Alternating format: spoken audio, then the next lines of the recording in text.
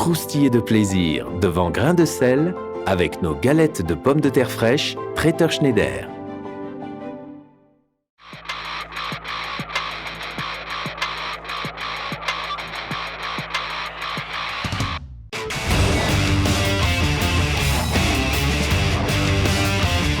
En tout cas, ce qui est sûr, c'est qu'on est bien ici. C'est super calme, même les petits canards derrière, les oiseaux. C'est ça l'objectif, d'être déconnecté. C'est un peu ce qu'on a cherché à l'époque quand on voulait ouvrir un restaurant en famille. On cherchait toujours un endroit pas trop loin de Strasbourg, on se sentait bien. Et je pense qu'on est pas loin du paradis, on va dire ça. Alors l'histoire de l'auberge, c'est quoi ici? C'était une guinguette où les gens venaient en barque, en vélo, venaient passer du bon temps. Et ça a été racheté par un boucher qui cherchait un atelier. Et quand il a vu le potentiel qu'il y avait, il a créé un restaurant. Et donc au fur et à mesure, les propriétaires sont succédés pour au final arriver à nous en 2012, en octobre. La famille Kuhn. Exactement, la famille Kuhn. Alors ici, on peut s'arrêter en bateau, tranquille, et venir manger. Ouais, c'est ça, c'était le but un peu qu'on perpétue un peu cette tradition des gens qui venaient en barque, en vélo. Et on s'en sort pas trop mal. Ouais. C'est une vraie histoire de famille. C'était le but, ce que tout, je pense, père espère un jour, quand on fait quelque chose, que derrière ça suive un peu. Ouais. Ce qui veut dire qu'aujourd'hui, j'essaye un peu de laisser le gouvernail aux enfants. Et tu y arrives? Oui, j'y arrive, de plus en plus. Et pour la partie cuisine, Thibaut, on mange quoi à l'auberge? On fait du traditionnel. On fait une cuisine ce que j'appelle d'auberge, c'est-à-dire un peu comme mon grand-père faisait à l'époque. Beaucoup de viande en sauce, de bouche à la reine. On fait des viandes maturées aussi. D'accord. On fait vraiment un peu travailler quelque chose de local, on essaie un maximum de local et vraiment s'inspirer des têtes de veau, des pieds de porc panés, etc. Vraiment quelque chose, voilà. C'est pas le bistronomique, c'est vraiment le traditionnel, quoi. C'est de chez nous. Parce que j'ai souvenir, comme dit, de mon grand-père dans la cuisine, qui fait ses bons petits plats, bar-restaurant, voilà, avec les bons trucs. Et convivial, parce que c'est juste la convivialité. Et voilà, et quand les gens me disent ouais, ça me rappelle les plats de ma grand-mère, des trucs comme ça, je suis super content. Même des anciens qui me disent ouais, ça me rappelle les plats de mes arrière-grands-parents, voilà, c'est super bien, quoi.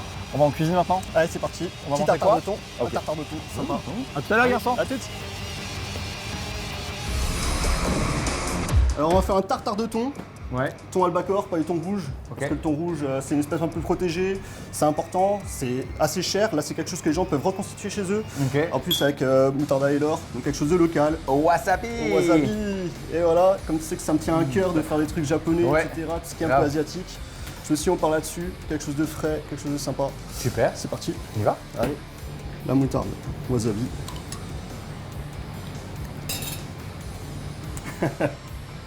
C'est pas fort. On va mettre notre jaune d'œuf. Donc là, un peu d'huile de colza. Colza, plus sympa. Au cas où il y a des gens qui sont allergiques aussi. Tu pouvais aller un petit peu plus vite, ça nous arrangerait quoi. Hein. Ouais, bah oui, écoute, heureusement que j'ai pas 1 kilo à faire. Hein. Et voilà.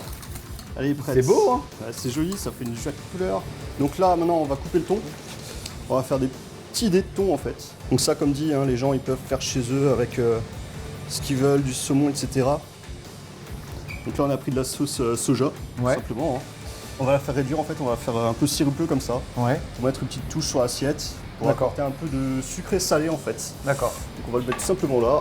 On va laisser un peu réduire. En même temps, on va mettre les graines de sésame à torréfier. J'ai pris de l'huile d'olive de Kalamata. Ok. C'est une huile de ultra haute qualité, en fait. On utilise ça dans les étoiles, etc. C'est vraiment une huile qui est top. Donc on va mettre un petit peu de ça. Du poivre de Timut aussi. On a fait des petits pickles en fait de choux. On a mis un peu de colorant alimentaire, donc c'est à base de menthe, pas de souci, pas de problème d'allergie ou quoi. Du vinaigre blanc, du sucre, de l'eau et du sel. Et voilà, quelques baies de genièvre, un peu de badiane et on est parti.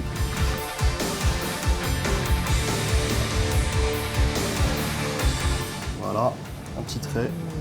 Donc on va bien passer ça. Ensuite, on va mettre les petites pointes de wasabi, donc le wasabi qu'on a mis en poche avec une petite bouille. Donc on va mettre des petites points comme ça.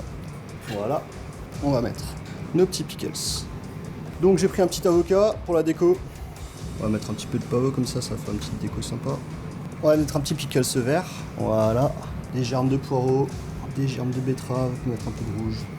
On a le sésame qui est un peu torréfié et la petite fleur de lavande. Maintenant, on va déguster ça. À fond. Allez, hop, je te suis. C'est parti.